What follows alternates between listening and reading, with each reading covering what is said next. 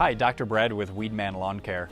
A very common cultural practice that can benefit our lawns is core aeration. Core aeration can be done in the spring or the fall. It's extremely popular in the fall, but really the idea is just to do it in a period where we're not going to overly stress your lawn.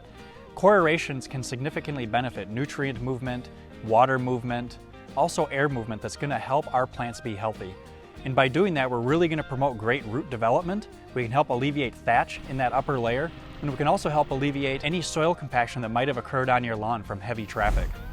As you can see here on this aerator, these are the tines that are going to be pulling those cores from the upper surface of the soil.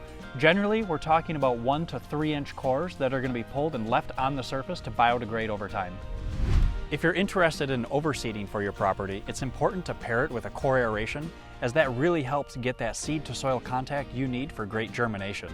Overseedings can help introduce new cultivars to the property or help with thin areas like this one here in establishing new turf.